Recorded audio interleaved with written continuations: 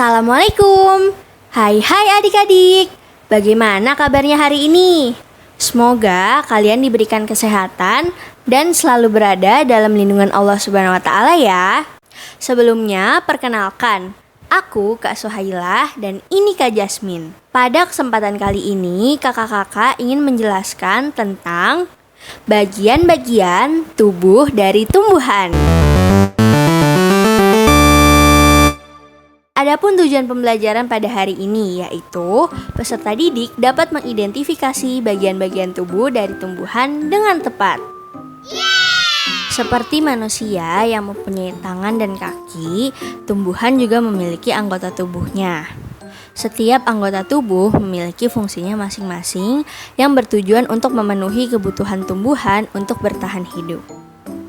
Seperti akar yang berfungsi untuk menyerap air dari tanah. Lalu, adik-adik tahu nggak apa saja bagian tubuh tumbuhan dan apa fungsinya masing-masing? Untuk mengetahui lebih lanjut, yuk simak penjelasan selanjutnya.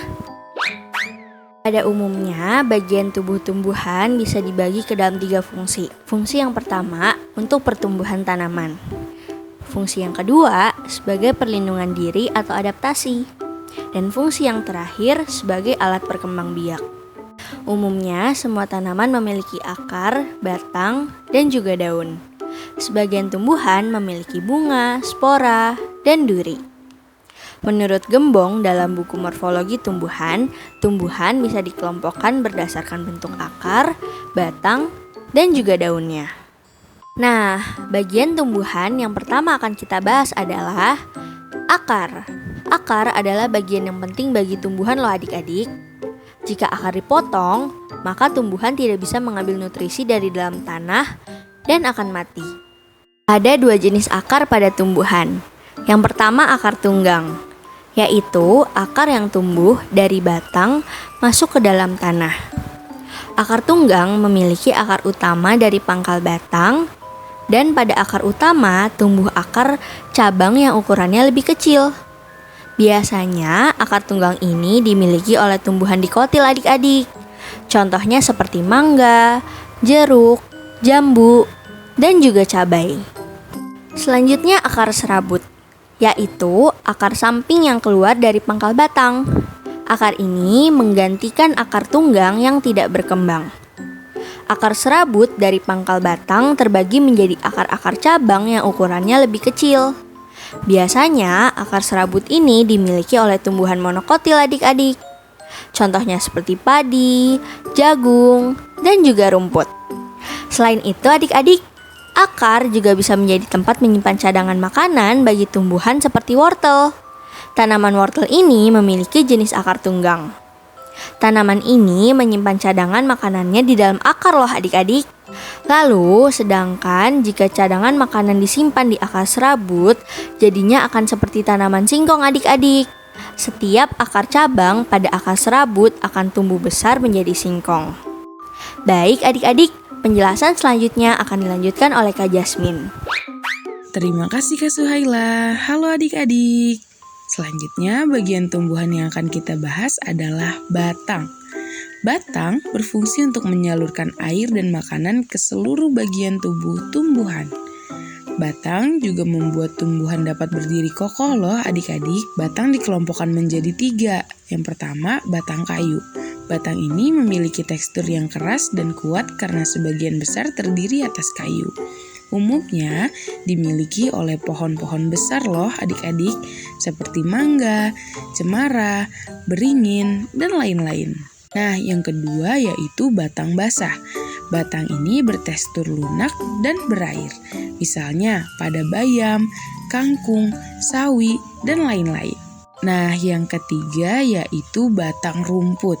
Batang ini memiliki tekstur yang tidak keras, mempunyai ruas-ruas nyata dan seringkali berongga loh adik-adik.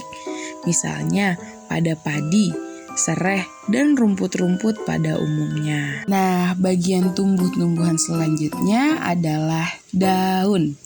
Daun berfungsi sebagai tempat menghasilkan makanan. Daun juga bisa dikelompokkan berdasarkan tulang daunnya loh adik-adik. Yang pertama, daun menyirip. Daun dengan tulang daun menyirip biasa dijumpai pada tumbuhan dikotil seperti mangga, jeruk, jambu, dan cabai. Yang kedua, tulang daun menjari. Daun dengan tulang daun menjari biasa dijumpai pada tumbuhan pepaya, singkong, kapas, dan jarak. Yang ketiga yaitu daun sejajar.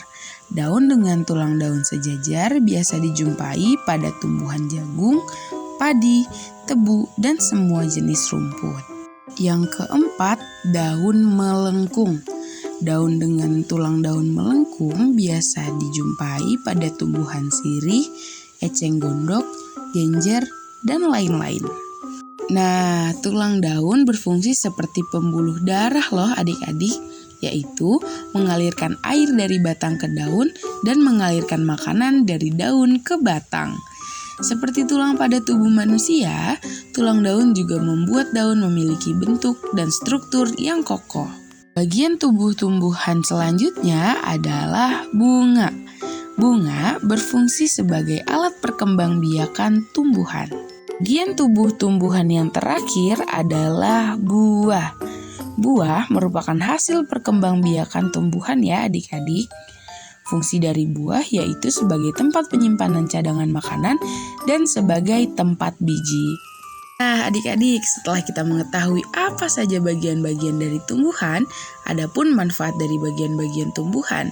Manfaat bagian tumbuhan bagi manusia diantaranya yang pertama sebagai sumber bahan pangan, kedua sebagai bahan perabot rumah, jembatan, dermaga, kapal, layang-layang, dan masih banyak lagi. Dan yang ketiga, yaitu sebagai bahan pembuatan obat-obatan seperti minyak kayu putih dan jamu tradisional. Nah, setelah kalian menonton penjelasan dari Kak Suhaila dan Kak Jasmine, jawab pertanyaan berikut ini ya.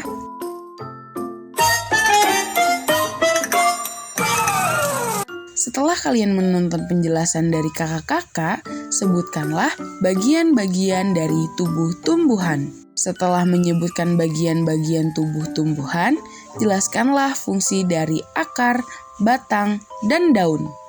Bagian manakah dari tumbuhan yang berperan untuk berkembang biak? Jelaskan alasannya ya. Mungkin cukup sekian penjelasan yang Kak Jasmine dan Kak Suhaila dapat sampaikan. Semoga bermanfaat ya adik-adik. Berikut adalah profil para penyusun. Bye-bye. Wassalamualaikum warahmatullahi wabarakatuh. Thank you for watching.